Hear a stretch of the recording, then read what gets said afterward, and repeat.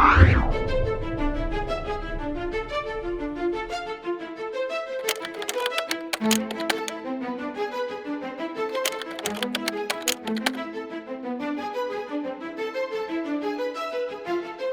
everybody out there in comic book land. My name is George Serrano, aka The Don, on behalf of Comic Book Click, and I am being joined here by Alex Garcia, aka The Cog, the comic OG. Say hi to the nice people.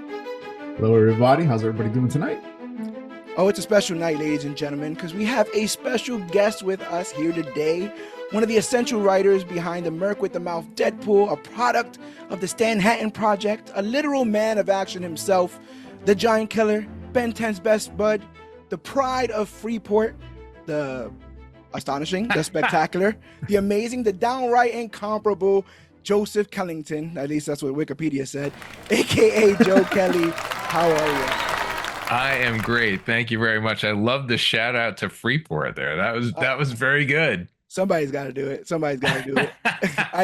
I knew you'd be on. I was excited for this interview. I got my mascot on right now, my multiple ties.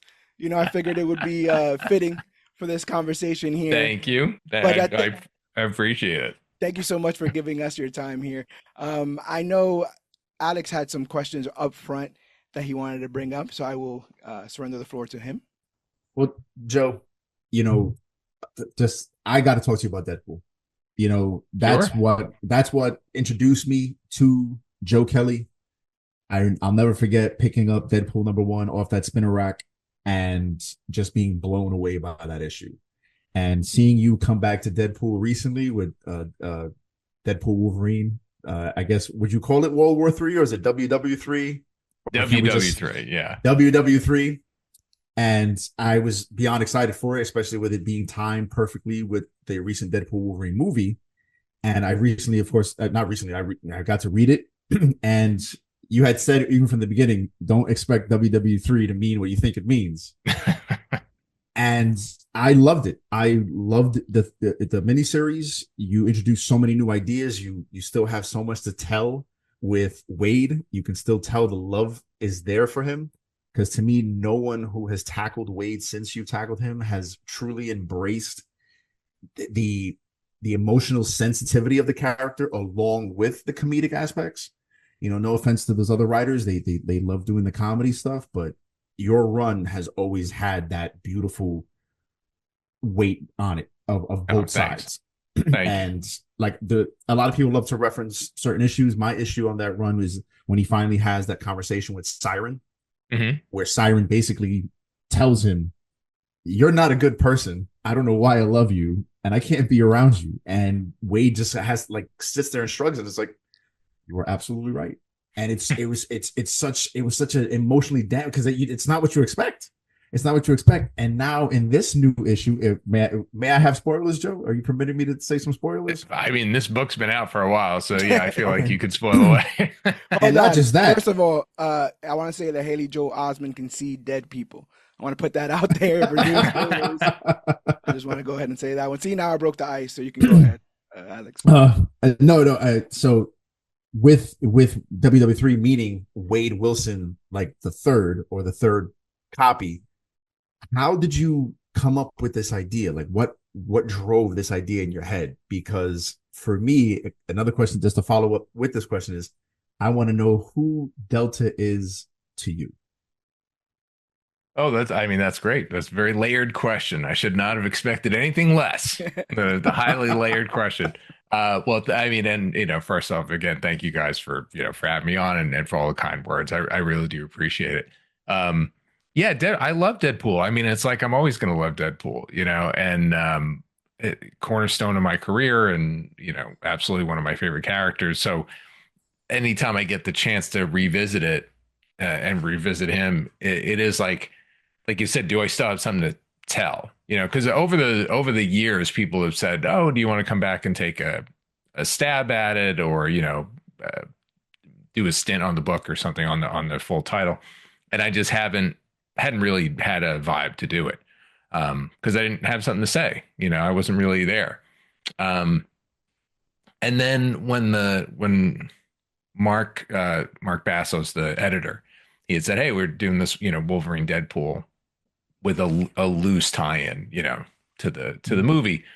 Um, I really, I never really got to write Wolverine for like a prolonged period of time. It's like Mhm. doing that for a little bit of time with the X-Men was always fun. And it was always like, oh, it'd be really cool to write a Wolvie book. Um, so that was sort of the first draw, was it's like, oh, if it's sort of Wolvie first, then I feel like a little easier about getting back into Deadpool. Mhm. It's kind of like when we did Spidey and Deadpool. It was like, all right, this is going to be a very different take. Like what happens when you have two funny characters together. This one being more like, oh, what do you have? What do you get when you have the like two of the most broken people in comics, right, together?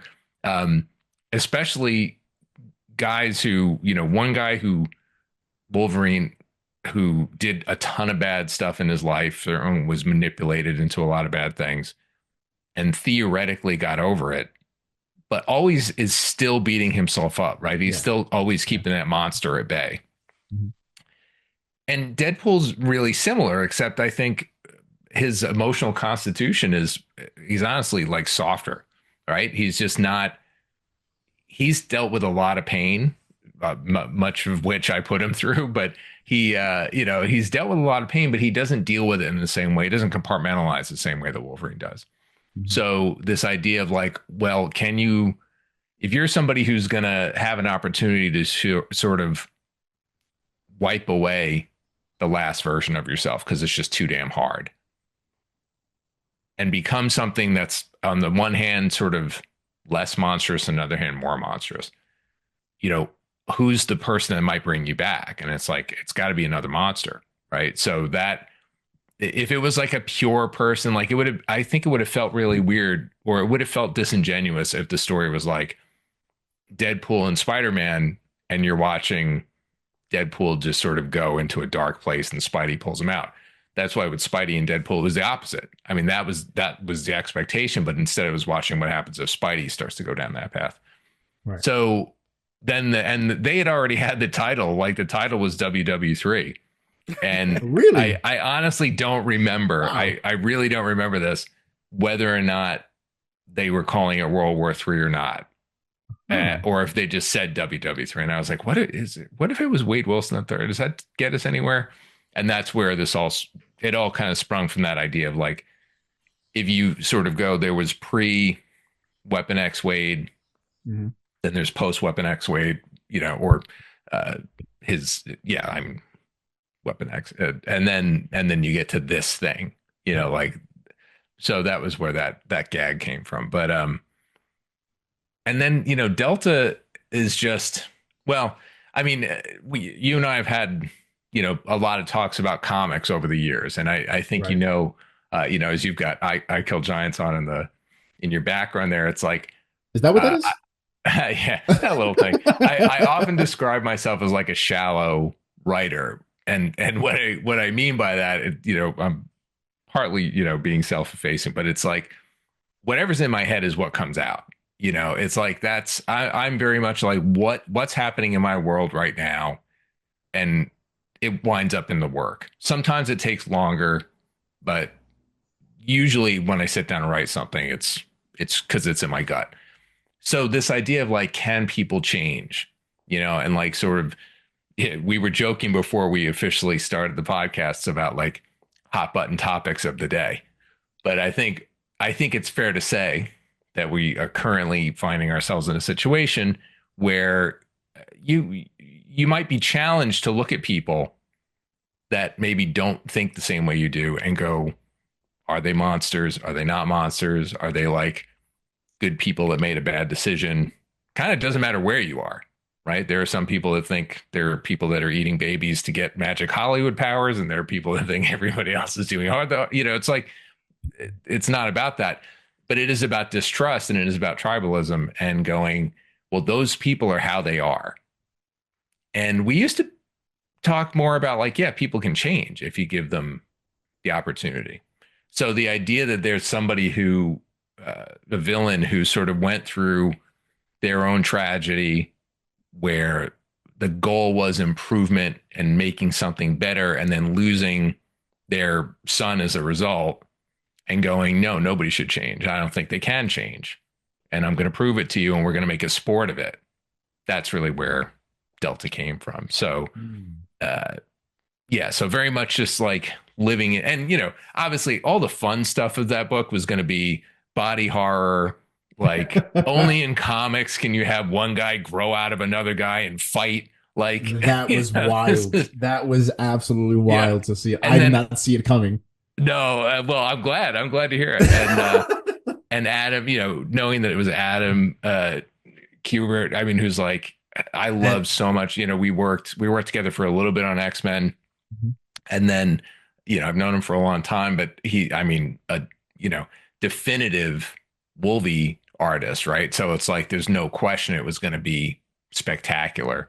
And he's totally, one of the things that I love, he is always down to experiment and try new stuff. So when it's like, all right, we're going to go for something weird here, he's like, sign me up. Like, he's in. Yeah, I was going to say, he hasn't missed a beat. A lot of artists, sometimes I can see over time, because Adam's been in the business, 40 years? Mm-hmm. You know what I mean? And he hasn't missed a beat. Some of those spreads where Wolverine has his arm torn off and it's just a bone on one side and he's just going visceral on the rest of his body. It felt like I'm looking at his art from 20 years ago. It was amazing. It was amazing. Yeah, he's a killer. He's a totally sweet guy, and I loved working with him. And one of those artists that you go, whatever I do, he's going to make it cooler. Yeah, it's like there's no question. There were so many panels where I would describe some stuff, some of which we were not allowed to do, whether it was like, because even in a book like that, there's a gore threshold. But if it wasn't about gory, like when Deadpool leaves this sort of really ham-fisted trail of breadcrumbs because he's hoping Wolverine will stop him. Right. When he finds the hotel room that he's trashed, it was definitely described as a lot worse that we couldn't do. I would imagine. Yeah, but Adam put in a ton of jokes. And once we knew that what we couldn't do, he was like, "Oh, don't worry, I'll hook it up." And it, when you look at that page, there's a ton of funny stuff in there. And that's just one tiny example. He's just a storytelling master. So it's I knew it was going to be a lot of fun, and it's a great size for a story too. Like, I like slightly longer miniseries, but if you're going to do a short one, that length was great. Like, I really enjoyed that. Yeah, because the way I felt about Delta is I felt like Delta was you. I felt like that was you kind of breaking the fourth wall, putting yourself in the book. Because even a lot of the things that Delta says, I felt like I could see or hear you almost in some level of frustration expressing the things that he was saying to the characters. It's funny you say that. I was just before I talked to you guys, I was talking to my son about One Piece. I've been reading One Piece from the beginning, and I'm like, I just got out of Wano. I'm like at 1,050 or something. I've been reading this thing now for a very long time, and we were just talking about how good Oda is at making. There are villains who are just flat out monsters. But most of the villains in that run, you understand how they got made. Like, they really, you don't have to sympathize with them necessarily or empathize with them, but you understand where they came from. And it's a whole worldview that's just based on, like, really horrible systems that treat people badly create bad people. Like, it happens over and over in One Piece. And he's so good at it, and characters, you're like, this is the worst human on earth. And then you'll see a flashback to why they got there. And they're still terrible, but their origin story is so tragic, Right. And it's a long way of coming around to going, when I can, and I don't always do this. I'm not, I'm not perfect, but I do feel like if you don't have a villain that's relatable on some weird level, kind of missing an opportunity, right? Because we want, like, Doom being the best example, probably, certainly modern Doom, especially, where you just go, like, if one guy with all the power would just do the right thing, you'd have all the things and it would maybe not be so terrible. And, you start to go like, oh, I understand where he's coming from. Like, it's, if you just got out of my way, I could fix everything. And then you start to see, oh, maybe he could fix everything, right? It makes for a very interesting character. because we all have said that at some point. Oh, if you just did it my way, it'd be Right. fine. Right. Right. So, yeah. So I'm sure there's something of me in Delta, but I do believe people can change. So that part. No, definitely. It just, it really felt like it was almost like your id. That's You just, entirely possible. I they believe it. just came out, You know, because even the character design, even the character, I looked at it, I go, is that your Joe? Oh, that's funny. No, definitely not. That was a like, hey, Adam, here, do what you want. I'm trying to figure out how to not just have the guy in the suit. What do we got? You know? Yeah, because he's totally got like the Joe Kelly 2.0 visor, the bald head and the beard. I was like, this is Joe. It's some of the stuff that he would say when he would interject between Logan and Wade. I could totally hear some of you saying this, especially when I think about how things went in the past with that X-Men run, which you mentioned. So I was like, oh, this is fun. This is very funny. If that happened, it was definitely not intentional. I would cop to being like, oh yeah, I put myself in this. That was definitely not intentional. So right. Now Adam might have been like, oh, here's a good villain. He's making me draw all this crazy crap, so I'm gonna make him back. Yeah, like Joe's getting twisted. I think I know what's coming from. Because this was a very visceral series. It was a lot of things happening in it that I'm just like, whoa, Joe, like, what's going on? Yeah, well, we definitely wanted to. I mean, once when I talked to Basso about it, I was just like, really, if we're gonna do it, like, can we go hard? Like, can we really go body horror and all that sort of stuff? And he's like, yeah, let's go as far as we can. And that to me is fun. I mean, I'm a big horror fan in general. And I do respond really well to the body horror stuff. I mean, sometimes it makes me squirm, but it's like in a good way. The Substance this year, if you guys haven't seen it. Amazing. I'm terrified to see that movie. Oh, good stuff, man. Yeah. And it's funny too. Like, it just like it makes you laugh even with all that sort of body horror stuff. Mm-hmm. What's interesting I just want to say, oh, go ahead, brother. No, I was just going to say one last thing about Wolverine Deadpool. I just want to congratulate you on the fact that it was on the top 50 sellers list this year.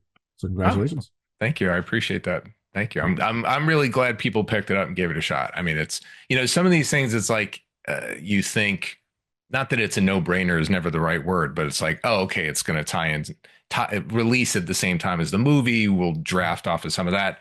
It's Adam, like I'm always like, yeah, it kind of makes sense. Somebody would pick it up. So it's nice. It's nice when it actually does work out that way. So thank you. I appreciate it. I think it's interesting what you were saying about Delta and like the relatability of villains. In a past interview, you mentioned that your two-part Rhino story that started in Amazing Spider-Man number 617 and ended in Amazing Spider-Man 625 was inspired by Darren Aronofsky's The Wrestler. Oh yeah. Yeah. So with the success of like the current like solo films like The Joker and Venom and to a lesser extent Craven, what supervillain do you think could benefit from their own sort of film like that? Well, who do you think is not getting enough love or introspection in the comic book world? That's a really good question. It's so hard because the way films have to compress things. Yeah. It's challenging to really get that full arc in, right? And I think some of the movies do it to varying, degrees of success, right? Also, people are kind of afraid to do like a flat out villain movie a lot of times, right? Yeah. It's spoiler alert. I one of the things I loved about HBO's The Penguin is they kind of kept him a piece of trash throughout.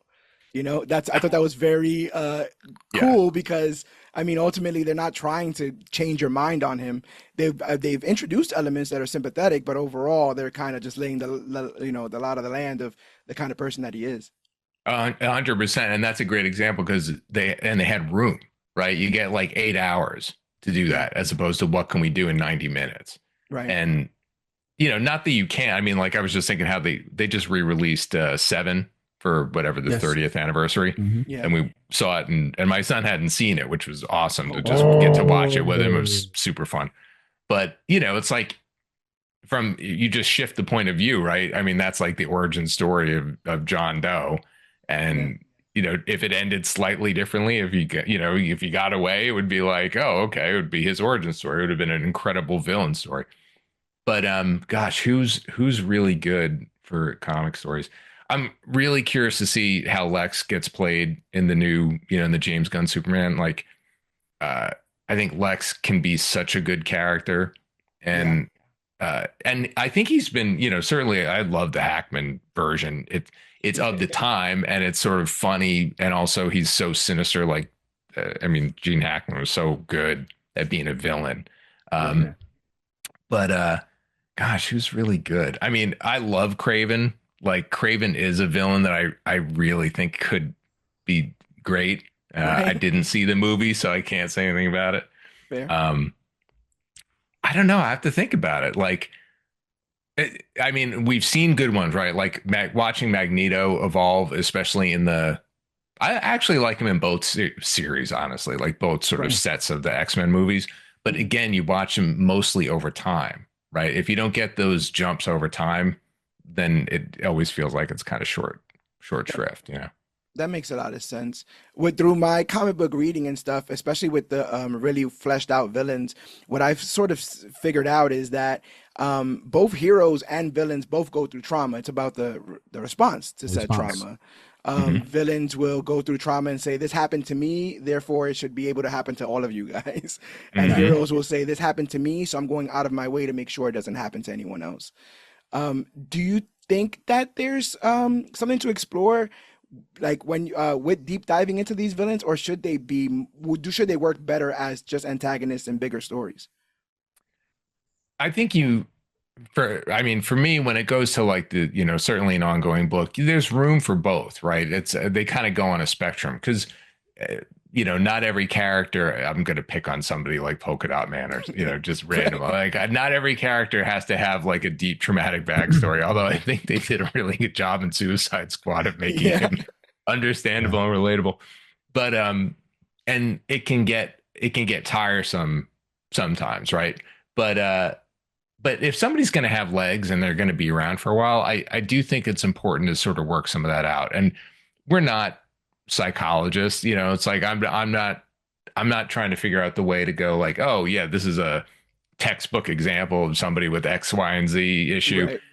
But I just feel like we've all been around bad things in our lives. And even if you lived a relatively, quote unquote boring life, something happened to somebody you knew, or something bad happened, or somebody died, or somebody's house burnt down, or something.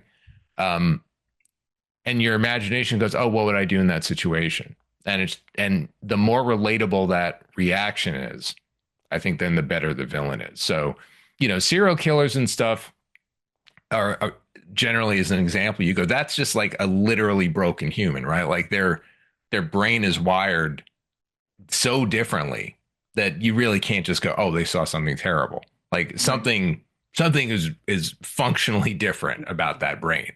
Um, that's why they're so mysterious, and Right. you don't really need anything deep with them, right? You just the it becomes interesting if you want to get into the why of the methodology, right? Like, we don't need to know anything about John Doe and Seven. Right. It's just like, no, he's using the seven deadly sins as a map. Da da da. We don't care. Like, that's not really what it's about. And he's stood out as one of these incredible villains over time. But I feel like if we're going to do a long story, we need a little bit more helps, And then sometimes you find out like, oh, you went the wrong direction, or it's a little too much pepper. Yeah. Um, Jeff Johns, when he took over the Flash way back in the day, he spent like that whole, I feel like it was the first year, just building up the rogues gallery, Yeah. and there some really good stuff came out of that. Like, I remember very much enjoying watching that evolve over the course of time and going, yeah, now I care about all those villains. Yeah, That on the was face of them, right? The boomerang guy and the top right. and all that kind of stuff. Mhm. But Like, yeah, like learning that they have a code, learning that they treat each other as family, like those little aspects there really helped flesh out those characters. So yeah, I Hmm. fully agree. Yeah. So for me, it's a spectrum. Like I said, there's plenty. It's fine to have a goofy villain. I love it. I don't really need to know like why Stiltman wants to do things. It's totally like, it's fine. Right, right. Um, yeah. I feel like you need villains like that every now and again, though. You need those. To me, Joker's still just a psychopath. I know people have fleshed him out over the years, but you need those characters who just come along and go, I do things because I'm evil. Mhm. You need that. You need that because it then becomes a matter of triumphing over evil, just Right. triumphing over evil, stamping it down, showing why the good guy is the good guy and won't get sucked in to these things. As corny as it is to see, man, why hasn't Batman just killed the Joker already? Because he's not a killer. He's not a killer. Right. You know, Yeah. otherwise he's the Joker.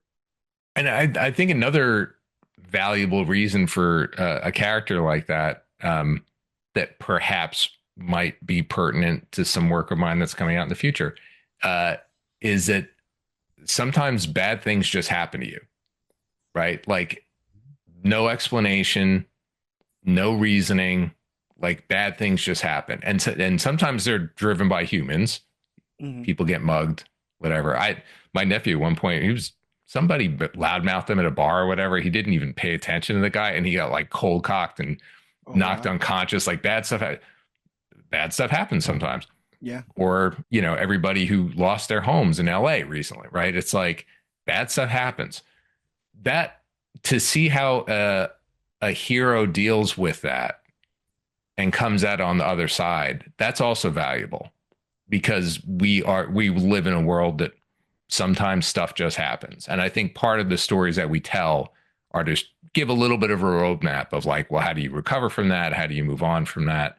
You know, obviously it's just, I'm not trying to equate like the stuff we do with really helping people out in the world. But if you buy that the sort of purpose of all drama is to simulate real life in a controlled environment so that we can, as a group, live through it, right? I mean, this is like the Greek definition of why we do this stuff. Then yeah, sometimes you got to have somebody drop out of the sky and level your house and then go, well, now what? You know, and go from there. So that's sometimes you need those guys. Yeah. No, that makes a lot of sense. You were saying that, you may not be, a philosopher and stuff, but I found myself I was going through a weird phase where I just didn't understand Superman. I feel like I didn't get the guy, and I feel like that's a lot of people's sort of take on him. Next year actually marks the 25th anniversary of Action Comics 775, which is still regarded as one of the best single issue Superman stories ever written.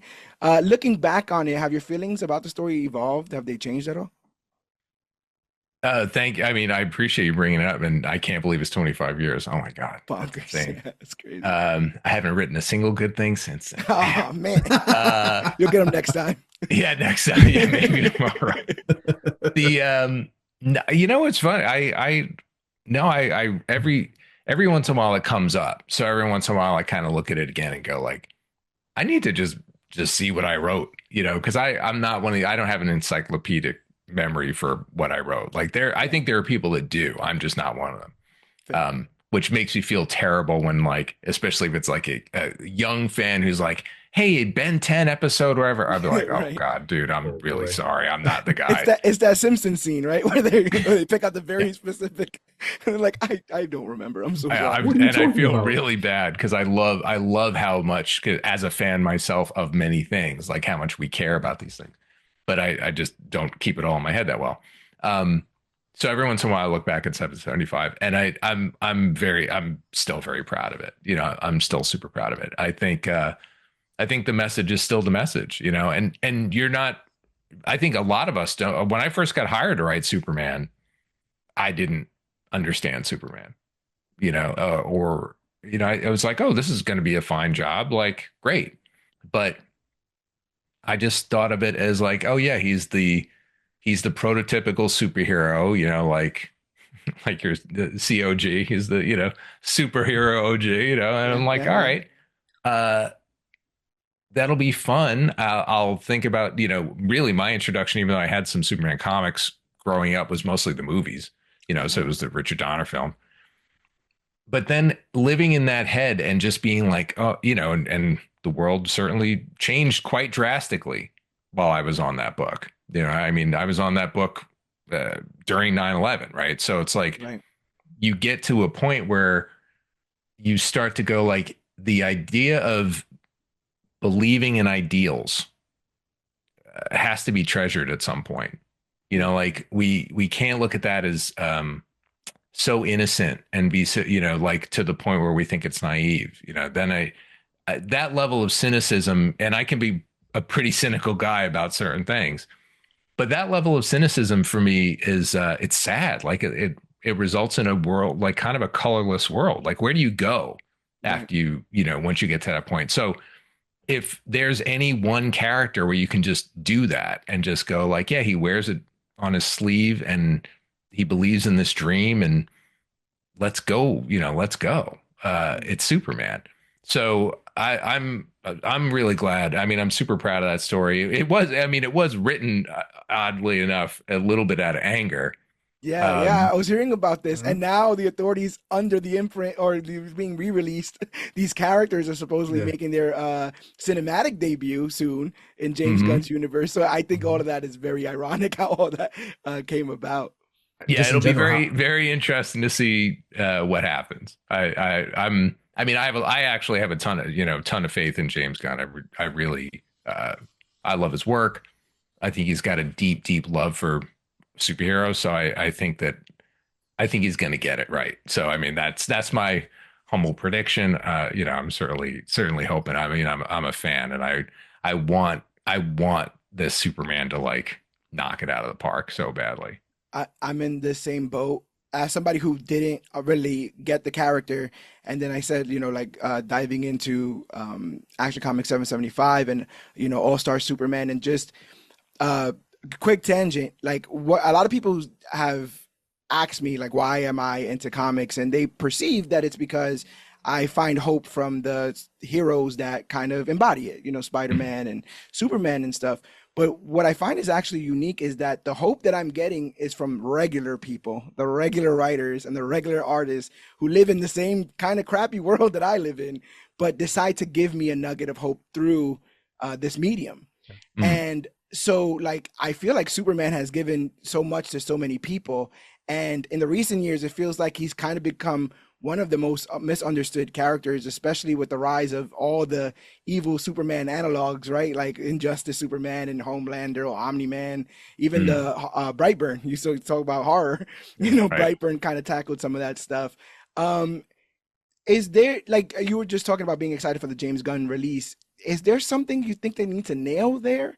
Because I feel like even the last one wasn't necessarily the best embodiment of the Man of Steel, ironically. Yeah. Yeah. Yeah. I mean, for me, you know, like I said, he's got to represent hope. He's got to care about people. He's got to be honest, you know, like he's got to be this, you know, and especially today. I mean, it's funny. I just saw, you know, I'm like everybody else addicted to social media. So I'm flipping through Instagram reels and a young guy pops up and he's like, just in case you didn't know, if you're complaining about comics being woke, DC Comics has always been woke. And he kind of goes on this whole thing. Mhm. Yeah. But Superman as an immigrant story, you know, I think you know, even though obviously looks like, you know, the most handsome white guy kind of scenario, Right. like it, it can't kind of be, you know, overstated that that's a real thing and that's real DNA to that character. And so you take this character who where America is his adopted home, raised with these ideals that are supposed to be universal and should be so simple, constantly faced with people that are disappointing and behave badly and all that sort of stuff, and just choosing to protect them all no matter what. And that's beautiful, you know. It's like, and to be able to hold on to that in a way, you have to be able to sell it to an audience where it doesn't feel like fluff and it doesn't feel empty. Right. Like those things come, it does come at a cost, right? I mean, it's like people get killed for saying things like we all deserve equality and we all deserve to be treated fairly and stuff. Who in That's history a has been point of killed for saying contention. such Yeah. things? It's like, Yeah, I know. I can't imagine. what? Uh, Healthcare for all? What do you mean? yeah, What's going exactly. on here? But you know, this character gets to do that and not lose his way in anger. right? And stuff like that. That's and he can't be a saint. That's, I mean, this is the balance, right? This is why Superman is so hard. It's like he can't be a saint, he can't be a child. He has to be like a real person navigating the real world who just refuses to give up on humans. Um, and that's tough because right now, I think a lot of us, even politics aside, like our worlds are getting so small, right? Because we're staring at phones all the time. I was thinking about this recently, where I read something recently where I just, it's like, how many places do you actually go, like in your given day, right? It's like I barely leave the house. I never did because I'm a writer. Right. So I barely go anywhere. When I go out, I feel like, oh, this is so exciting and new. Like I never leave the house. But it's like you go to the same places, you see the same people, but that circle used to be bigger and Yeah. we used to have different kinds of connections. And it just keeps getting smaller and smaller. I was at the supermarket the other day and I saw, as a lady was going up to the counter to like buy fish, the guy was like, "Oh, I knew you were going to come. I saved the best cut for you or whatever." Like, nobody at the supermarket knows Right. me. I don't Yeah. know anybody here because I don't make the time to like get to know people and talk to them. Mm-hmm. My world has gotten smaller. So we have to figure out how to make these connections, and these characters hopefully help us do that. In their own weird little way. They give us a window into like, hey, this is possible. Like everybody's not your enemy just because they don't think like you. You know, it, Yeah. that's the hope at least. No, I dig it. Like I said, I've always found one of Superman's greatest strengths is his restraint. It's not that he doesn't have bad thoughts. It's not that he doesn't want to, enact things like revenge or feel those feelings. He's not letting those base emotions kind of overtake him.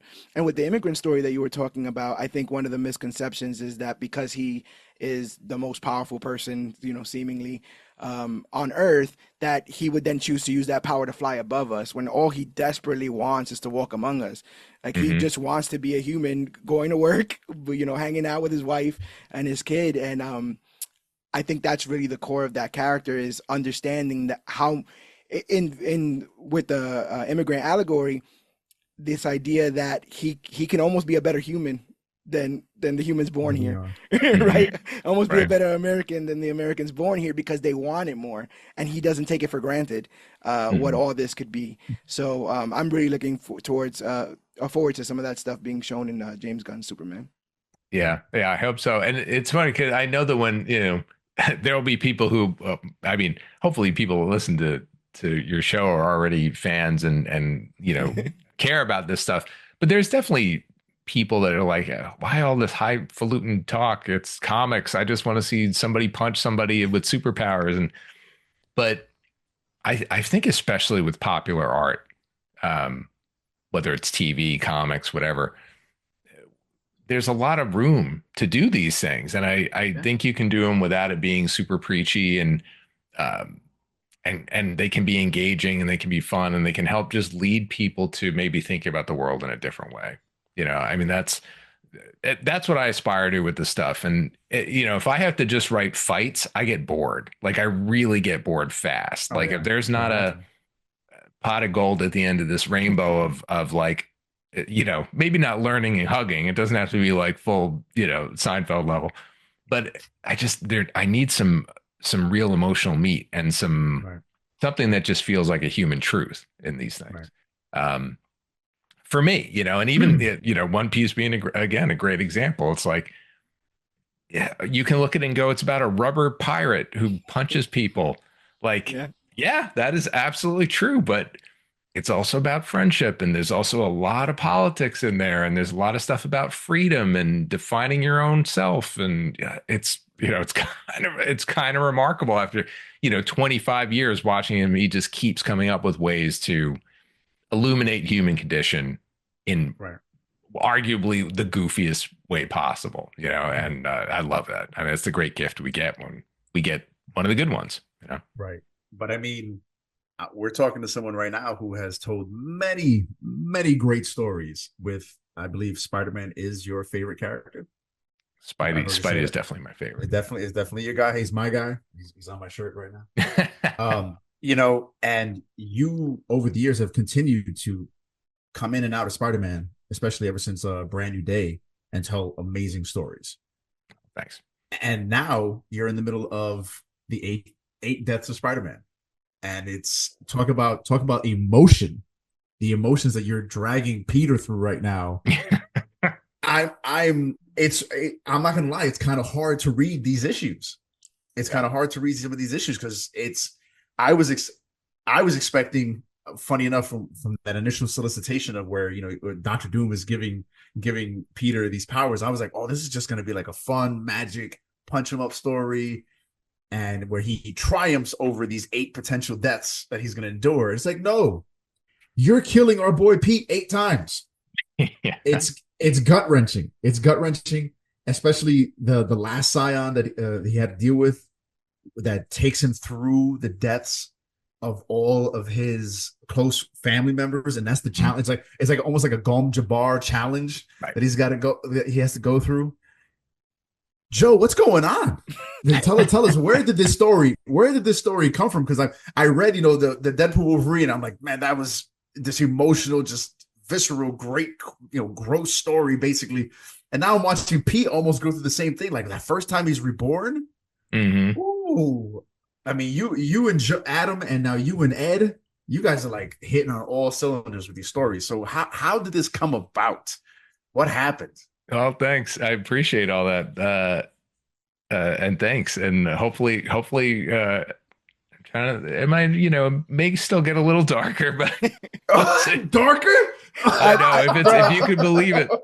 I've been hearing that Mr. Kelly here likes to get a bit dark. He likes to kind of play around in a bit of darkness. So I was just rereading Deadpool Spider-Man, and he got drugged through the afterlife in that, and he's watching Gwen Stacy with a broken neck and Uncle Ben with a bullet hole. And I'm like, what is going on? I didn't remember this being so dark, but I think that balance is almost necessary. You go to the depths, so then when you break up that little bead of light that you end up going towards, just makes the journey almost better.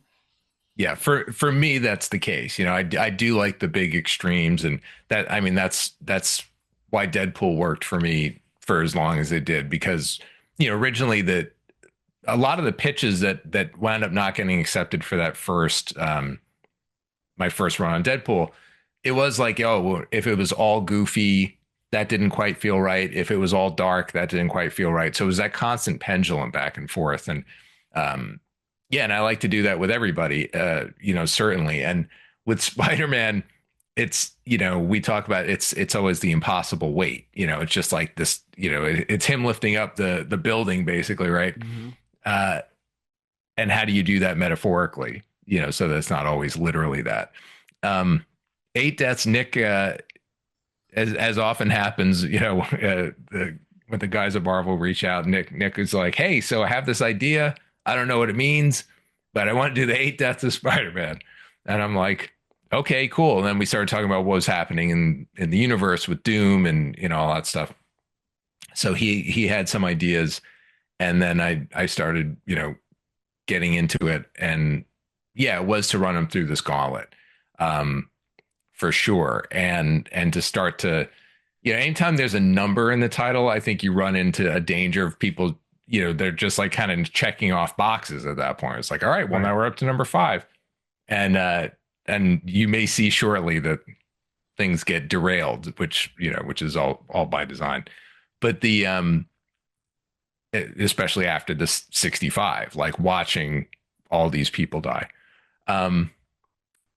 Without getting super into it, this past year was a pretty rough year in my family, and we did have a lot of deaths, and watching people navigate that stuff and trying to process that stuff and what does it really mean completely informed this story. It's just like I said, it's stuff in, stuff out, and so it was like, okay, I'm not going to literally do things that were happened in real life. I got to figure out ways to, dramatize that stuff.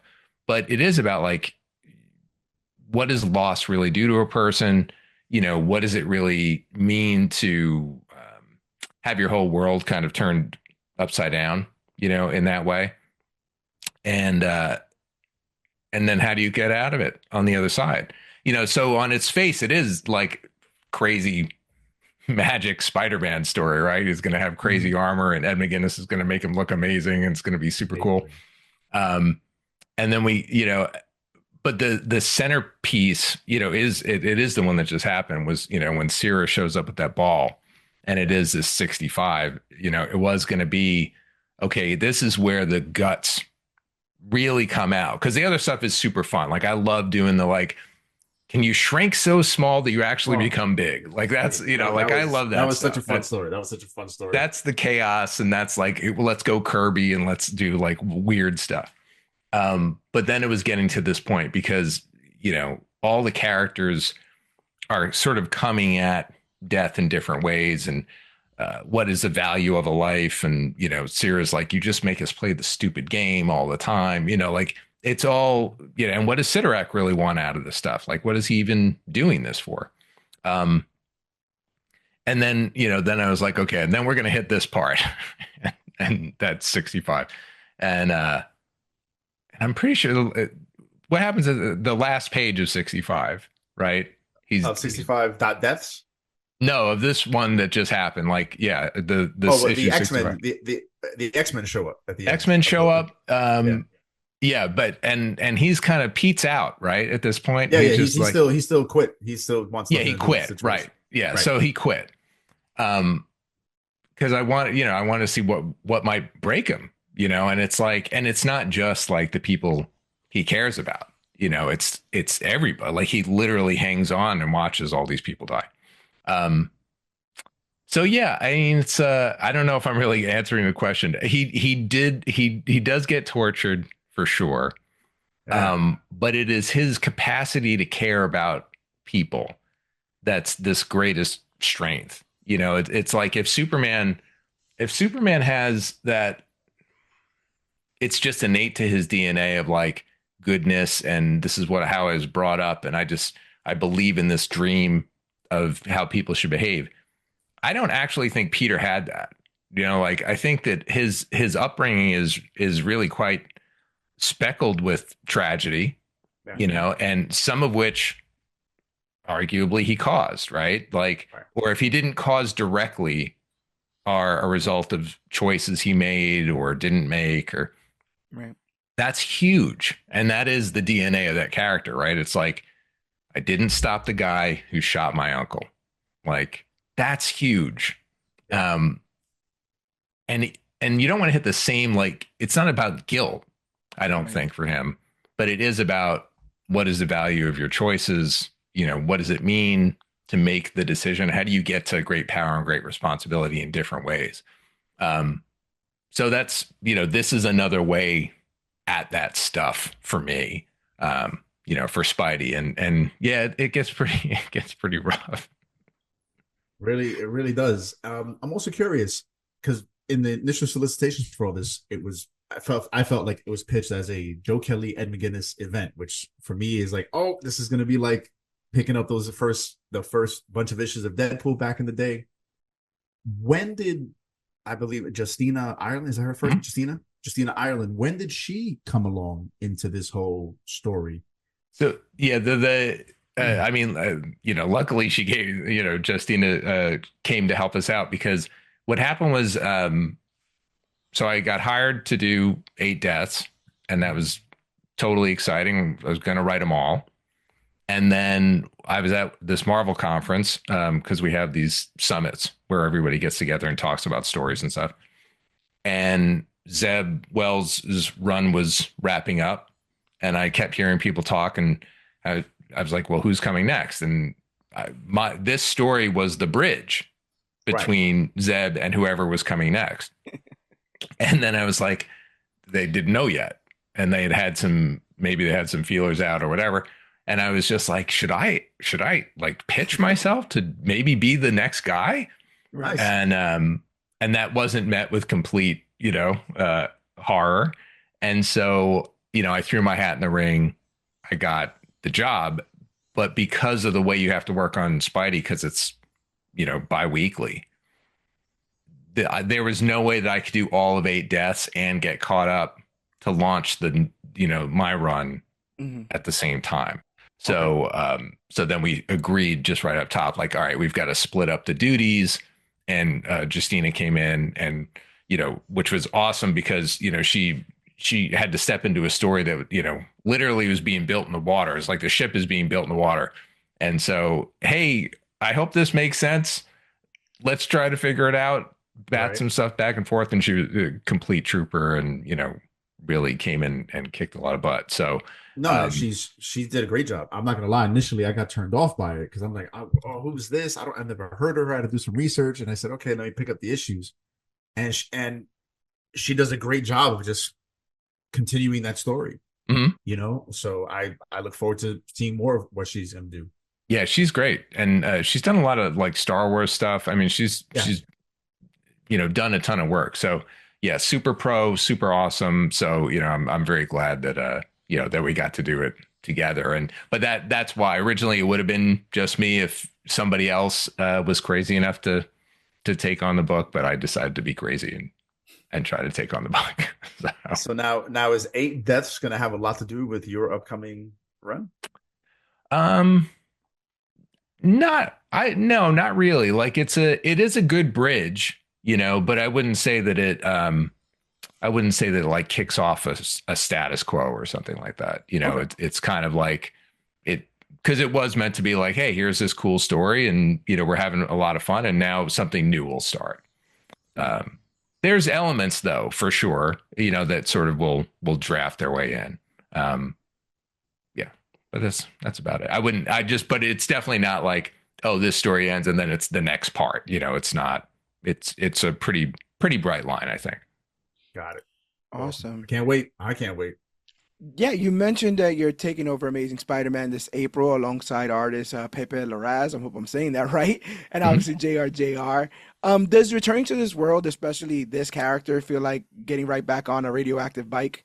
Or is it or is it more of a challenge to like kind of craft like fresh stories? Because I feel like with someone as big as him, you have a lot of masters to serve. Or is that something you kind of block out and just kind of focus on what creative direction that you want to go on? It's a great question, and I mean the answer is you do both. Like we sort of go, okay, what has to happen with this character, and what sort of like I said, masters that you have to serve, like what elements of that, and then once that track is sort of laid, then I just try to ignore it like as much as possible. Like not to the point where I'm like, oh, okay, screw you guys. I know we agreed on this, but it's like if I think too much about that stuff, I jam myself up. Like I get jammed up if I get too heady about like the responsibility of working on a character that I love or any of that sort of stuff.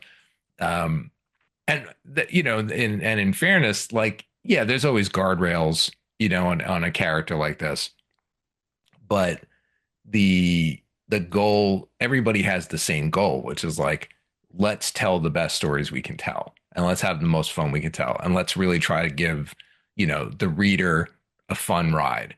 And uh and that's the goal. That's what we're trying to do. Pepe is unbelievable. Like I'm good. he is so talented.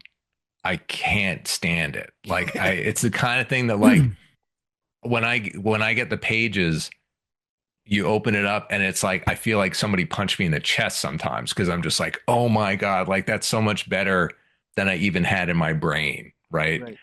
And he's such a good storyteller, and he does this incredible acting, and you know, action is dynamic, and it's very cool. I know that it was funny when I was hoping to try to get the gig and I was looking for people. I'm like, wow, it'd be really cool. This guy, Pepe, like he's really, and it just so happens that he went to school with Ken Nomura.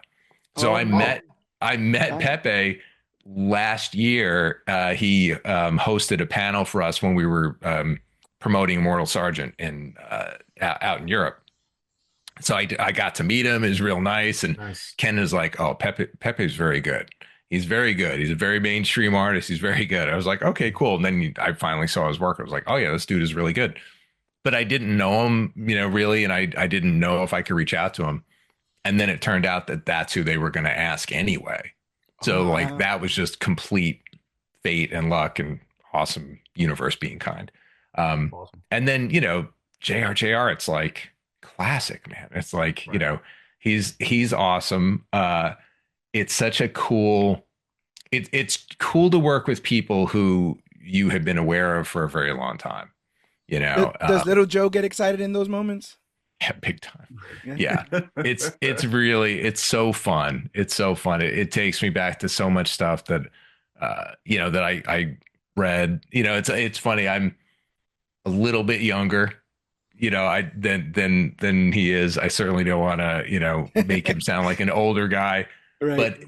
but somebody who's been drawing for such a long time has had such a humongous impact on comics and certainly an impact on me. So yeah, to get to see that stuff and to go like, oh my God, there's the JR. It's like Right. it makes me super happy. So yeah, and he's a cool dude. Like so yeah, I'm it's an embarrassment of riches right now. I mean, it's just so many talented people that I get to work with. So I'm thrilled.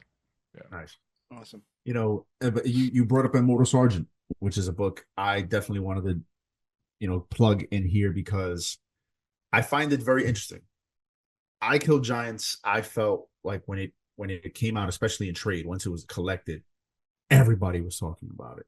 The emotional impact of the story, Ken's art is so, it's especially at that time when manga was really starting to come into Mm-hmm. the American influence. So that this style with American storytelling, with the emotional backdrop, you know, I still love rereading I Kill Giants and still getting that feeling of, oh no, she's really a superhero, and then finding out, no, this is just someone who's going through some heavy emotional baggage, and then recently reading Immortal Sergeant, which it was a very exaggerated story, but it was still grounded. Like you still knew, okay, there's nothing magical that's going to happen here. It's not going to. Right. It's nothing like that. This is a life story, and it's a story of someone who's been hardened and is dragging his son along for this ride.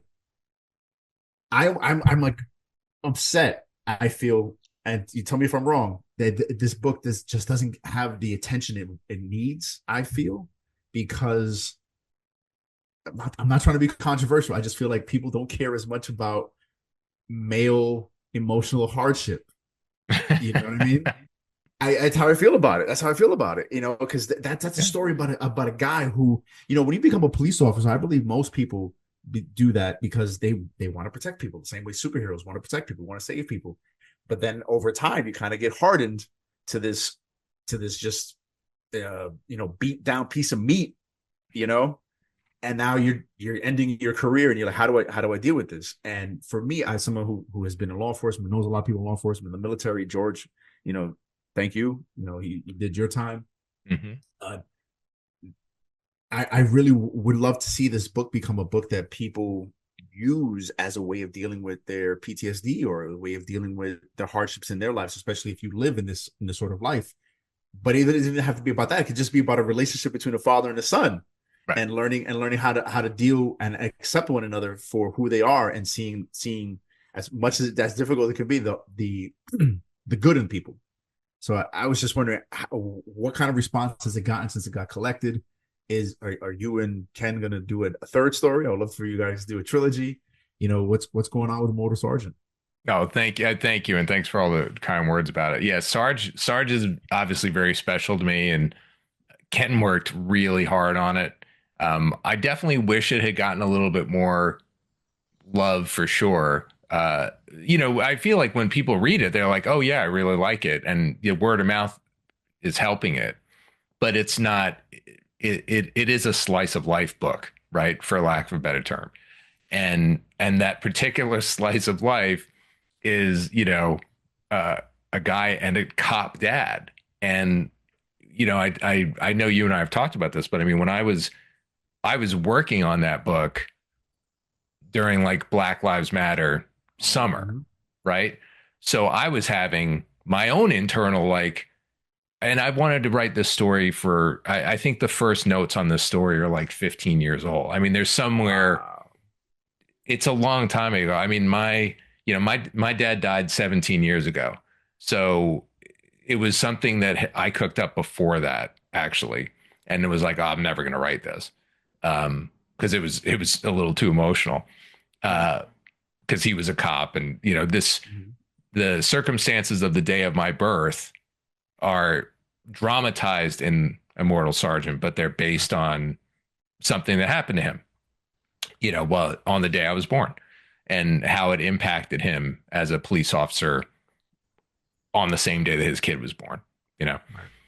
And I didn't find that story out until I was like 19 or 20 or something. It was like this crazy it wasn't a family secret, but it was like a discovery, Yeah. So I wanted to write that story for a really long time. And then Ken and I did Giants, and I love Ken so much. Like besides being such a talented guy, we're very good friends and somebody I really care about. And life just kind of got in the way. So we just didn't do another book right away. Which is my fault more than Ken's. Ken, I'll always take the blame for being too slow. I tell him you said that. Yeah, 100%. He knows, trust me. And so, it had been a while. And so if thankfully people do find I Kill Giants. And if that's your expectation, and then you go like, oh, there's another book coming out. And it's like, yeah, it's a slice of life story with this like kind of racist, kind of homophobic, like old asshole. It's not I Kill Giants. So it's not the sequel you were looking for, No. But it is that story. So hopefully people will find it. We are going to do another book for sure. I'm not going to wait 15 years in between. So that's good. No, I very much, I promised Ken, I was like, I will start it. And I actually have started. I know what it's going to be about. It actually does have sort of more magical elements to it this time. And it'll probably be, it is, we always joke about it being this Long Island trilogy because all these stories take place in sort of weirdo Long Island. Ken's, I don't even know if he's ever set foot on Long Island, honestly. So I always send him. I was going to say, I was like, wait, I didn't know he was from New York. I was about to say. No, he lives in Tokyo. He's Right. If not in Tokyo, he's in Spain. He bangs back and forth. But but yeah, so we are going to do a third one. It probably won't be as long. We wanted to do like a sort of more decompressed storytelling with Sarge. I always forget the title. It's That One Summer, or This One Summer, was a book that we were both looking at. He had introduced me to it, and it was just very atmospheric. It's a slice of life story, and it's like you get to breathe in the pages a little bit more. So that's kind of why Sarge is so open and big. I think the next book will be a little bit more compact, because I put Ken through a lot. It was a lot of drama. It's quite fun. It's great. It's a great book, and I tell everybody about it. So thanks. Can't wait to see more from you guys. Yeah, I think when the three are together, it'll be kind of nice. People get to see that. Oh yeah, these two knuckleheads told us a couple of stories. Let's see if they're what they're like. But I think this third one will be a pretty nice. Actually, I have a feeling it's going to be a good bridge between those two in a weird way, even though it's the third book. It will have magical. Yeah, I'm using the term magical, but it's got magical elements. It's very grounded. Also, it's a lot about friendship and how people remember their lives, basically, as we move along, and what we forget. So it's. I think it's going to be. I think it's going to be pretty cool. So one day I'll get my butt in a chair and write. What are you doing? What are you doing out there? Too busy hanging out with Flavor Freeport, That's yeah, exactly. Freeport's very own. So, Man of Action, an amazing concept, bringing all these creators together to put out some amazing work, things like you were just talking about, reaching a whole different audience, through animation and through film. You've worked on an impressive myriad of things, like from media, print, video games, television, feature films. Which would you say is your favorite to write for? Like, what is your different approaches for each one? I guess I'm trying to get at. I'm so honestly so lucky to have gotten to do any of it. It's when I went to school for writing, it was for graduate school, and then so there were like 20 of us in a class, because it was a graduate program, and I know not everybody got to write, you know what I mean, and here we were like the launch pad of NYU, not everybody got to do it. So I mean, I constantly have to remind myself, like, wow, I've gotten to have a really, really good life, and I've gotten to tell stories for a long time. So I'm so grateful for that. Every medium is a little different. It's funny, you can actually pick up some really bad habits in comics if then you go to screenwriting, because comic scripts are very loose, and you can describe every book on the shelf if you want. And then you get into the movies, and it's like, how quick can you get to these pages? We have to, right. I don't care about what's on the bookshelf. It's not, don't tell me, don't direct from the page, all this stuff. Right. But I don't know. Like, I think the writing, I was trained to write movies, so I loved that format. I loved the script format. So my comics look like movie scripts, honestly. They just have page breaks in them to indicate literally which page you're on. But I try not to name the panels. Like, I don't usually go panel 1, panel 2, panel 3. I just try to let it flow. Which in each block of text, sort of the artist knows, like, this is the panel. But if they want to break it up. Like, that's one of the most exciting things about comics. Comics is so, short of writing novels, it's the most direct conduit from the writer's brain to the audience, right? It's me, it's an artist. There's an art team that's certainly bringing their stuff to life, but it's a pretty direct channel, and especially if you work with, with the right people, if I work with Ken, or, when I work with Max Fiumar, it's like, Pepe, it's like people that are just like reading my mind and they're showing it on the page, and they're fast. And that's a great thing. It's like, even if you're doing your own comic, you can do it and then put it out, and it exists in the world, right? You don't have to wait for permission, which is really cool. As soon as you get into animation and film, it's a lot of waiting unless you're willing to do it on your own. And in that case, live action is obviously easier in a lot of ways than animation, because the amount of skill and, it takes to actually animate something well. Right. That's a lot of man hours. It's a lot of man hours. So, but when I got to do I Kill Giants as a feature, that was a really huge moment for me. I mean, to get to, besides the fact that it was the story I loved, to get to work with actors and the director and bring that thing to life, that was incredible. That was really incredible. Animation is, the writing of it is pretty quick, and it's really fun because you're usually in a room with people and you're doing a bunch of collaborative stuff. And then it takes, a year to see something, right? It's, if you're lucky, it's sort of a 9-month turnaround. And there are ways, obviously, South Park does an episode in a week. I mean, there's ways to do it. But if you're a normal production, there's a way we do it. It takes a long time. Matt and Trey are going to cancel us now. We let out their secret. Yeah, no, there's a whole documentary. It's okay. Yeah. But the thing that's amazing is that if you get the right thing, like we've been lucky, and a couple of times, Ben 10 was lightning in a bottle. I mean, that was just the right time, the right people, the right market, everything. To be meeting people who are now in their, young 20s, being like, dude, that was my childhood. Like, that's a gift. That is such a gift, because I know people did that for me, right? And it's like, to be able to go, oh wow, because I think it's fair to say that our comic book market has aged up. I know that there are kids that read comics, but I think in general, we're an aged up market. I think that's changing, which is good. Thank goodness there's stuff like Dogman and things that are getting kids, right? Like, we want kids reading young so that they want to read Spider-Man and not just watch the shows. But man, is it awesome when you go like, oh yeah, we made this thing for a kid and the kid loved it. Generator X is another one where it was just like not the same audience base, right? I mean, also because we were banned in some countries because we were too scary. It's awesome.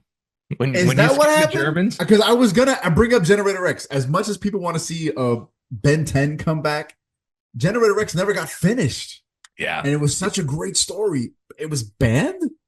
Oh yeah, yeah. We did not make it on air in Germany because it was too scary. You scare the Germans. You're working pretty hard. That country's How do you done a lot of scare the stuff over Germans? there. How do you scare the Germans? Yeah, yeah. We pulled that Yeah, off. so I'm gonna time travel. I'm gonna time travel, and I'm gonna give FDR Generator X to say, look, the war will end. Just show them this, and that's it. The war will be over. It was pretty. Yeah, it was scary. There's some places that didn't go, but it was also we were taking our shot at a more mature show, right? It was like a bridge show to try to get to an older audience, and that comes with different kind of stuff. But yeah, so writing for those is it's fantastic. So I just love storytelling in general, but it really is more I think it's the relationship with the audience is what's different. It's like if movies are a community experience, like you're in a theater and you have that whole I'm here with other people and you hear them all breathing. Like when you watch I Kill Giants with a bunch of people and everyone starts crying at the same time, you're like, I did my job, right? Like that's a great moment. Or just, you go to the Substance and you watch with people and then people are like, oh my God, they're all freaking out at the same time. They did their job. I love it. 100%. Cartoons and comics, it's like, it's a little more personal. Like cartoons are shared, kids talk about it at the playground, like that whole experience of like, what for sitcoms is like used to be the water cooler effect where it's like, oh, what happened on Seinfeld? Now we're all talking about it. Right. So it's cool that you get to be part of their sort of, their zeitgeist, like their internal like group and who gets to be which alien when you're playing at lunch and all that kind of stuff. That's amazing. And then comics are just like so personal. Like even though we're lucky enough to live in the age where we can all be nerds out in the open, and it's not just us like talking to our three friends about how to read comics. It's like a thing people talk about now. It's a real personal connection. And so when you get that, it's why the fans are so passionate, whether they're happy or sad. It's like you get some very strong feelings because it's you and that book. It's a direct connection. That's mainline. That is some serious stuff. So all of them have their advantages and disadvantages, but I'm sorry, I'm rambling too much. But no, this is great. It's a long way of saying I don't really have a favorite. I'm trained to think a certain way. As long as I'm writing visually, I'm pretty happy. It's just how quickly can you get to the output is probably where I would, go, oh, okay, comics are fast, movies are slow, animation is slow, but the impact can be huge. Right. That makes a lot of sense. With one of the things that I realized with comics that's different from those other mediums is the pacing, right? Because you're doing it through the art, you're doing it through the words, and there's always that heart-stopping final page, right? You turn it to reveal, or it's to be continued, or something like that. Do you have the sort of Alan Moore vision of like my books are my books, and if you choose to adapt them, like they'll never reach those heights? Or do you think that there's a way to kind of translate some of that pace or some of that intensity over to feature films? It's a great question. It's I don't have as hard line as Alan Moore does. Fair. He's got a real that's a big brick wall. And I get it. He had some things he didn't like the way they were adapted, but it's I agree that it will always be a different experience. Like you're just not going to catch it. And it's the same. Anybody who's ever read a book they like, not even a comic, right? A novel. And the instant you saw the casting, you're like, well, it's not how I pictured the person in my head, right? Even if they're great, it's like Henry Cavill as Superman is it's almost as good as a human being as you're going to get. And then there are people who be like, well, yeah, but he looks too buff or he looks he's too handsome. Right. I mean, I've heard that one too. So I'm like, yeah, oh, okay. It's like, okay. So yeah, I do kind of agree, but that's the beautiful thing. Like when people get out of joint about an adaptation or, whether it's a creator or a fan, it's like the original exists. Like you can always have the original, just go back to it. It's fine. it's interesting when the adaptations work, like One Piece being an example. Like, people obviously love the anime and they really like that live action show, even where it diverges, and because they caught a spirit, and you felt like Oda was involved. And um, I know it's a very different experience, but I can enjoy them both. So yeah, I don't know. I'm never anti, it's like we also have to acknowledge, like, we work in a small medium at the moment, like comics are, even at their best, what are we selling? Like a couple 100,000 copies at the best, Right. top, right? And Yeah. let's assume that's not variant covers and just collectors who are slabbing them and people that are reading them. You put a show on Netflix and 7 million people see it. Right. That's, it's kind of cool, and so if that story, as long as it doesn't lose the heart of whatever it is, or the horror, like, um, then yeah, then I'm like, great. And maybe it drives people back to the source material and they get to check it out. Um, so yeah, I'm not anti. It's always going to be a different experience, but that's cool. As long hopefully the creators are involved, right? That's the Yeah, main. yeah. You I always hear think the horror stories about them being on the outside and kind of having to yeah. watch their properties, characters, storylines kind of get mangled in some cases. I was, not for nothing, but with certain Batman and Superman films that have come out lately, the books that they were grabbing off the shelf, I was very interested that they were going right there immediately, because I feel like it misinforms the characters and the feel and that spirit that you were talking about initially. But then you see certain things, and I know it's a bit controversial to say now, but like I loved the Sandman Netflix adaptation, and it just had the feel of those books, and I think it made more fans. And you kind of have to take that chance, that gamble, um, so long as you're not compromising the core of what it is you're trying to say and what the work is supposed to mean. Yeah, I think so. And I think, it's funny to me that the modern audiences, people are so media savvy in terms of how a thing gets made, that I'm always shocked now when they go like, oh, why did they cut that? Or why did they compress that? Or how come this character looks different? It's like, how things get made, Right. right? Is the story still good? Like, is it still the heart? And that, that's what you're talking about. And I think as long as that's there, and preferably the creator is involved, and preferably the creator's not a creep for various reasons. Um, but yeah, it can still be good. It can. I mean, there's so many people I think come to stories through anime Yeah. that never read the books, right? And it's like they will live and die in the hills of those anime. Right. And then it's like, oh yeah, but did you read it? Did you check it? This The only comes from reason, something. Yeah. yeah, it came. Most of them Right. do, right? Yeah. Right. And it's like, I'm reading One Piece because it was. I don't have the time to watch a It's a 1,000 lot. episodes of anything. Right. Like It's a lot. that's a big ask, but I can read pretty quick, so that's why I chose to do it. Um, but yeah, it's like, and then you can get into the gatekeeping conversation. I don't think anybody should be gatekeeping anything. It's just like, Yeah. let people like what they like. If you Yeah. like the movie and they like the book, you guys can still be friends. It's like, Right. it's okay. Like, Right. just let us all enjoy the things we like. That's fair. That's fair. Fair, very fair. And you kind of been already hinting at, almost getting at my next question, is the overall current state of comics. And I really believe we are on an upswing overall. I mean, to me, the stories are more creative than ever.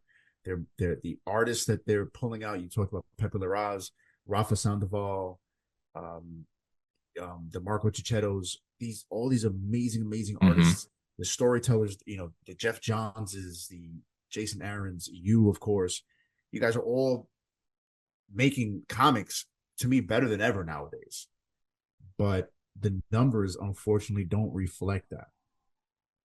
But yet, you look at, we already talked about it, you talk about manga, you talk about anime, and it seems like they are pumping out these huge numbers. So what can we learn from how they're pushing their product to make it so that comics continue to just blow back up? Because I miss the days of seeing 400,000 copies of a book, 500,000, and I'm not because it's the number one, not because it's an anniversary issue, because it's X-Men 94. Right. You know, that's it. What will it take that you've seen? Because I know you go to a lot of shops, you go to a lot of conventions, you work for arguably the biggest comic book company in the world. So what do you think needs to change?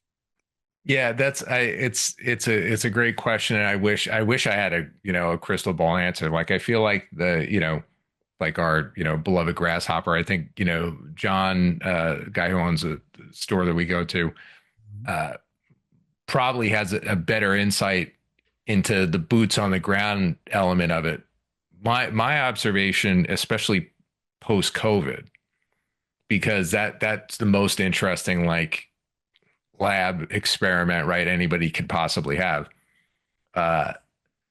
Manga went up at an exponential rate. Yeah. American comics went up, but not at the same rate, right? So the question is why? The easiest answer I have is that when you decide you want to try to read One Piece, you start at chapter 1. And if you ask anybody, any Spider-Man fan, hey, I want to get into Spider-Man, what should I pick up? Different answers. Yeah. There is no answer. You're not going to say go to Amazing Fantasy 15. Right. Or you're going to say well, if you want Stan and Jack, or this is where you start, or Stan and Ditko, you start here. If you want to go, Superior, that was a cool story. Let's start here. We don't have, but also because it's 65, 70 years worth of stories now, right? Yeah. It's a long time. The longest running manga, I mean, they are mostly continuous stories, right? It's same creative team for the most part, but 30 years worth of content. I forget which one is the actual longest. I feel like it might be the boxing one. That's been the longest running continuous manga, but you just go to issue 1. It's really easy, and we don't have that. So I think that the publishers are aware of that, and they're trying to figure out how to do that. I think the challenge is that they're trying to serve different fan bases at any given time, right? Yeah. So if you just decided, okay, in bookstores or comic book stores, doesn't matter, we're just going to go, this is Spider-Man number 1 from now on. And it doesn't even have to be the one that's coming out in April. It's we decided that, the Nick Spencer run is it, right? I'm just picking somebody out of a hat. Right. Because we feel like that is the most, Spider-Man of the Spider-Man that's modern. It would be an entry point for new people. It would turn off old people, right? So not literally old people, but older readers, established readers, because they're well, I don't need to read that again. I already read it. That's a challenge, right? Trying to do that. And then if you go, well, just read the Ultimate Universe. The Ultimate Universe is it.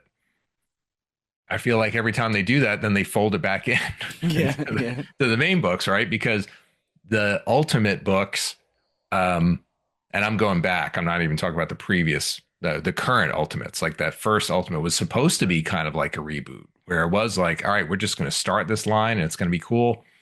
It's a great jumping on point. And they got incredible stuff out of it. You get Miles Morales out of Ultimate, right? You get really cool stuff. But then they stopped it, right? Because then you get Ultimatum, and then it gets things get kind of crazy. Right, exactly. So it's a we're weird in that way. I think the other thing is that I could be completely corrected on this. I don't know of a lot of manga that have crossovers. I'm sure they exist. I feel like if they happen, they're special events. I don't think it's here's the 9 manga you've got to read together to get the full universe.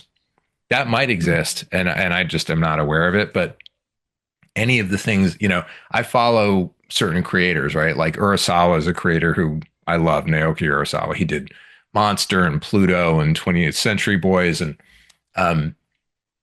you pick any of his stories that you want to read, you read it, you go, that was amazing. And now you pick the next one, right? And you just keep going.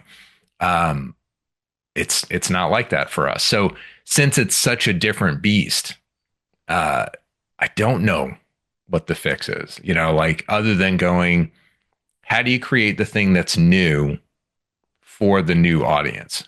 And the answer seems to be, you look at webtoons and you look at this, like you have to go where the people are. Yeah. So you've got kids on their phones, webtoons show up and they go through the roof. I mean, those things get millions of people. Yeah. Millions of people are reading those on their phone, which to me is just so antithetical. Like I think a comic is too small, right? It's like, but I want to see like a cool splash page. I want to see a double page spread. People are okay just reading it. And then they get, an anime out of it because they're pretty good. And then, now Solo Leveling is like out as a big show. Huge show. It's crazy. So I don't know. I think that's the trick. And I know that, like I said, the big two are doing that to the best of their ability. They are trying to figure out ways to do, how do we do the vertical comics? How do we do new jumping on points for people? But it is such a big beast, and they do have to figure out how to wrangle characters that are, 25, 30, 40, 50, 60, 90 years old. I mean, Superman's going to be 90. Like we will be alive. He looks good though. He does look good. He still looks better than Henry Cavill. Yeah. I mean, we'll be alive when Superman's 100. It's crazy. Yeah, it's crazy. There will be a time on Earth when nobody on Earth will have been around longer than Superman. Yeah, like that's bizarre. And so how do you sell that to somebody then? Then it does become this kind of weird, like, oh, he's always been there. It's my grandpa's superhero. Like it's that weirdness. And I wish I had some great, insight, because if I did, I'd be doing it. Yeah, that's what I was thinking. It's like, yeah. Yeah, because all you want is you want these things to get passed along to the next generation, right? You really do want, like, it's funny. I think about all the books and comics I held for my kids. I don't think my kid looked at any of them. Like my son found his own stuff. He knew, like, hey, this stuff is cool. He read some comics that he thought were interesting, ultimately landed in manga. That's what he likes. And then he's pulled me into that, and it's a thing that we share, and I love it. But you look at, even the art that I loved and the books that I loved when I was growing up in the 80s feel so vastly different from what would have been even in the 60s. Right. And now you got to jump to the thousand, to the aughts. And now in 2020s, those are generationally different books. They look so good and different now. How could you send somebody back? Even if you just looked at coloring, right? The coloring. They're across the board. Like it takes so much for a book to look bad now. And then back in the day, it was like, okay, everyone's drawing with markers and you hope it prints right? You're doing color guides and hoping it's going to work. Just that alone, it's like somebody watching a black and white movie that doesn't want to watch an old movie. How do you convince them? It's tough. It's really tough. So I have a lot of sympathy for the people whose job it is to try to crack that and figure it out. I wish I had some solution. I think honestly, the best thing that we have going for us is guys like you. Honestly, it's people who are willing to go, hey, we love this stuff and you might love it too. Just check it out. Like it is, right? I mean, I don't know who gave you your first comic, right? Like, was it a friend? I call that a love language. If you give a comic to somebody, that's a whole nother set of intimacy right there, because they'll never forget it. It's a gift that keeps on giving, honestly. Yep. Yeah. It's true. It's totally true. And I think that's it, is that we have to be the advocates for comics, which of course is hard because you don't know what everybody likes and people have strong opinions and whatever, and whatever.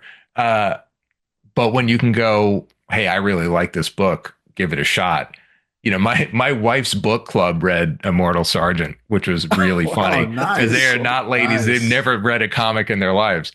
I don't think I turned any of them into comic fans, but they read a comic, like they got it, and it took them a while and they had to get taught how to do it. And, these are ladies in their, 40s to 50s.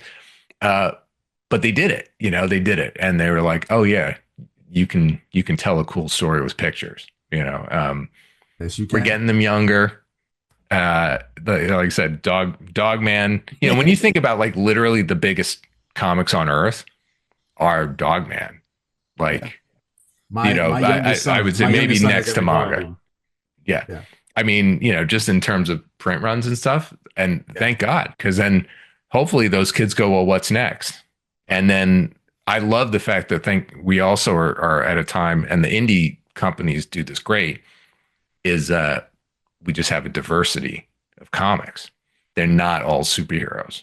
Yeah. Right. That's the other thing. That's something that manga has always done. Like, you know, Hajime no Ippo is the boxing one, right?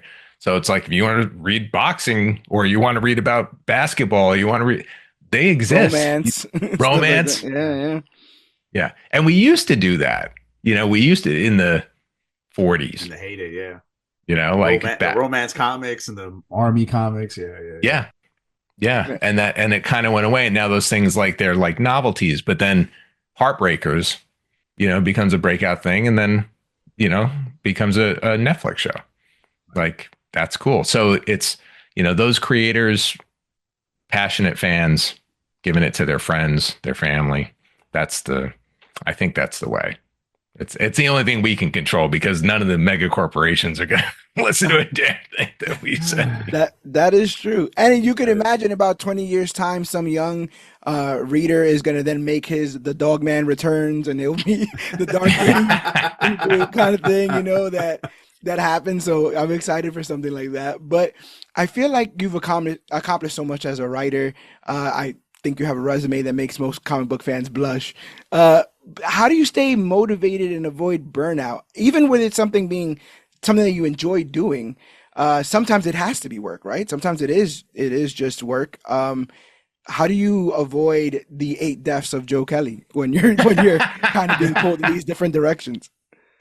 Oh, that's so funny. I'm sure I'm already well past my 8. I'm clinging on with my fingernails. I mean, again, you guys run a great interview.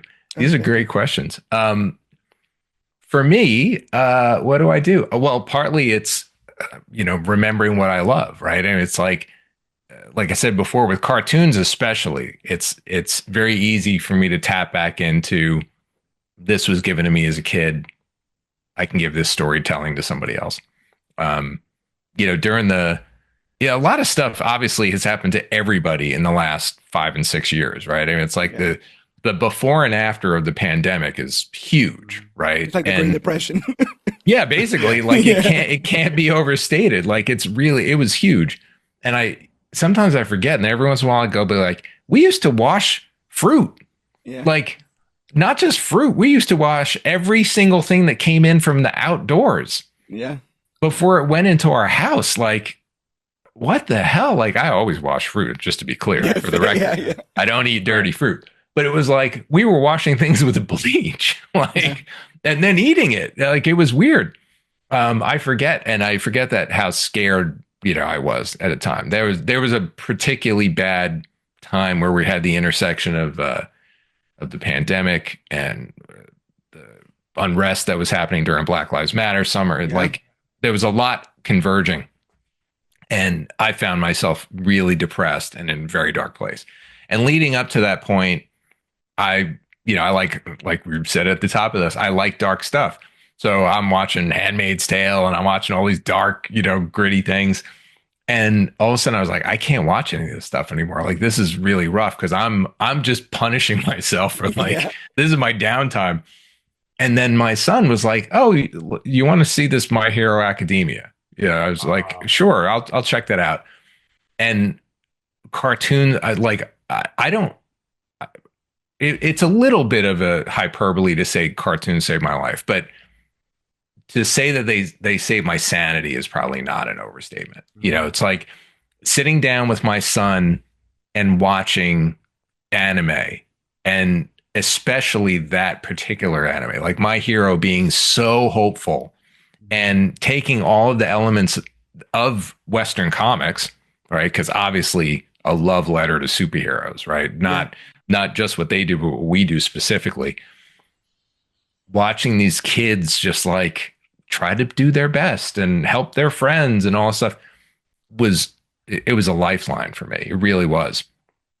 So when I when I do hit my bumps in the road and I'm like, oh, I'm grousing about whatever, I just try to imagine that maybe there's a person that gets something, and whether it's they need an I Kill Giants because they've suffered something in their life, or or even the craziness of 8 deaths, or just the laughs of Deadpool, or something that's just going to like help in some way, whether it provides an escape or a touchstone. That helps, right? Like that rejuvenates me for sure. Definitely just reminding myself like this is the best job I could possibly have, and be grateful and shut up and put your butt in the chair. That's always a good self check. And blotting out a lot of the noise, like there's a lot of noise. There's a lot of noise, especially if you peruse social media like you say you do. There's a lot. Yeah. And I'm pretty sure that I've probably run my course with social media in general. Yeah. Like just because it really isn't fun. It feels like an addiction, which it's engineered to be, and we all know that. Right. Not even talking about like getting caught up in other people's nonsense, but just like the whole like dopamine hit of I'm just mindlessly flipping, and then all of a sudden an hour and a half went by. Like, right. What did I just do? So I have a feeling that's going on hold for me in the not so near future. But if you push away the noise, and then it just gets back to the fun of I love Spider-Man. Like, I'm not going to not love Spider-Man. Yeah. And I'm not going to let, or, like Godzilla is another great example. Godzilla was just in Fortnite. Oh, I haven't played Fortnite. I haven't played Fortnite in years. And my son was like, Godzilla's going to be in Fortnite. I was like, okay, I guess I'll start playing Fortnite again because I love Godzilla. Right. And it was magical. Like, it was magical to have this little stupid period of time where you could turn into Godzilla and go crush stuff. Totally. Super fun, right? And when you go like, okay, somebody made that for me to have that experience. I know, of course, there's commerce. I know they made it to make money. I know all that. But the direct, somebody made up something fun. I got to use it and have that fun. I just try to put myself in that headset as often as possible. And then the other thing is working with other creative people like that. This is a pretty solitary, writing is solitary. I'm mostly by myself. Like I said, I don't leave the house. Right. But then you connect with creative people. So that's the most fun, like trading emails with Pepe and, oh, what about this design? What do you think about this? That was amazing. Or I was just in touch with a writer the other day about some ideas that they had about something, and the back and forth was awesome, and my guys at Man of Action, when we talk about stories, it really is invigorating, and it helps get you over the hump of it's a job, it's commerce, it's whatever. And some of us are better than others, like Duncan Rouleau, he is like an idea machine. He's so creative all the time. It's like humbling because you could just give him anything and they'll be like, well, what about this? And the story of that banana. And let's talk about why did they paint the color of that wall? I mean, maybe it was what their mother's eyes look like, whatever. Like, he's just so good at that.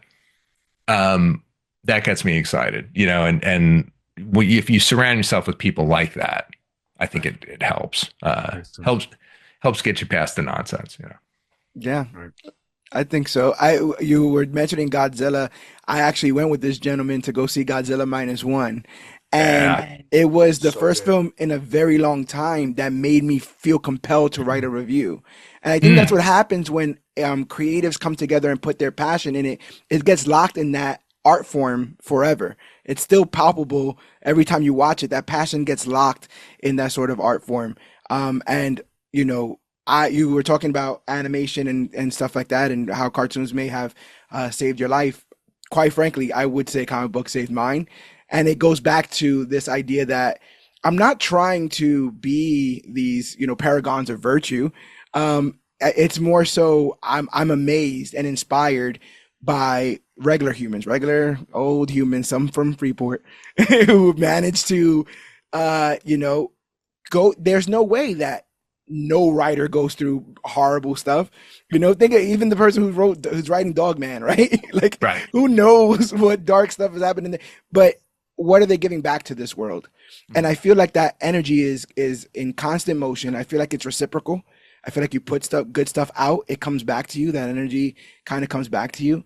And with everything that you've like already achieved, what dragons, or I guess giants, are left to slay for the mighty Joe Kelly? Is there still like pie in the sky sort of dream stuff that you have, or is it more so like a little bit more animation, a little bit more film, a little bit more prose kind of stuff?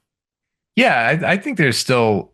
I mean, I would love to write and direct a feature for sure. Like I did a short film I'm proud of, but it's it's a tough. It's when for me, if I'm working creatively as a professional, to be able to like hit pause on that and then dedicate time to do even a short film, I find a little challenging, like the gear shifts and just the realities certainly of like shipping a bi-weekly book it's hard to do that. So then to do a feature, it's like, well, that's a big deal. That would take some time, but that I would really love to do. I think I'd like to try prose, but it's not necessarily like a dragon I want to kill. It's like it would be interesting. It would be interesting. I do think that probably as a result of these last couple of years, to try to figure out what my like, okay, I've consumed all of this shonen stuff, right? Whether it's the manga or it's the anime. What would be my version of that? Like what's my like, I'm never going to say what's my One Piece, but it's like, what is my like totally brand new world that I just want to be in and drag people through and have fun and try to have a capital A adventure. Yeah. That I'm kind of inspired to take a shot at. And it's funny because Ken would actually be a really good candidate for that, but we want to finish the trilogy part first, right? So we got to finish that, then we'll see what comes next. But I think that would be really cool. Yeah, other than that, I want to get better at riding motorcycles. I want to get off of Long Island. There's some life stuff, but yeah, creatively, it's I got in this to do movies originally, and I'm very lucky that my path took me to comics. So there's some characters that it would be fun. Like I've never written Batman. It'd be pretty interesting for me to do that, even if not for a long run, but for like maybe a mini or a maxi series or something. There's a couple of characters that might be cool. I've always loved the Spectre just because I like horror and weirdness. So that would be really cool. He needs an updated attire, man. The green undies, walking around like that with the green undies and cape. I don't know, man. I love the character, but I'm like, I'm not cosplaying that. I'm not going out there like that. It's a look. It's definitely that is definitely the old wrestler inspired look. Yeah. And I think the other thing, because I play a lot of games. I do love video games. So to do an original IP that we, I or we, meaning like the guys generate, would be cool. We haven't really had that experience yet. We've come on to other people's projects and have been at the ground floor of stuff. I mean, I was, Joe Mad created Darksiders, but I was there for that, with him and helped write that first game. But to really start something totally from scratch would be super cool. So I think those are the ones that are left. Movie, video game, do my own shonen. Irish guy shonen. Hey, I dig it. Fusion. That's a fusion right there. There you go. I think it works. Right. I think it works. Shonen Jump presents Groundskeeper Willie. You see why he's the ideas man, right? This is yeah, that's it. You're already there. I get it. This has been an amazing conversation. Thank you for giving us so much of your time. This is actually our very first interview. You are our very first interview. Yes, you are number one. This is the first issue of this hopefully ongoing series where I would like to talk more to creators because, again, I think that they're the true superheroes behind these books. They're the ones that are busting their butts to meet deadlines, writer's block, all the various, and the noise, all of the stuff that ends up kind of getting in the way of true art. You guys are on the front lines and giving the stories that I do honestly believe save lives. So, thank you first and foremost for not only giving us your time for this interview, but the time that you've given to the business, all the businesses that you. Thank you. That's very kind of you. I literally can't believe this is the first time you've interviewed somebody. I mean, like, seriously, like I'm not blowing smoke. Like, I mean, I've talked to Alex before. I know Alex can talk. I know I ramble a lot. But those are awesome. You guys had an incredible question. No, that was really good. I very much appreciated it. And no, I can just tell, like we had talked before, setting this up. It's like you guys are positive.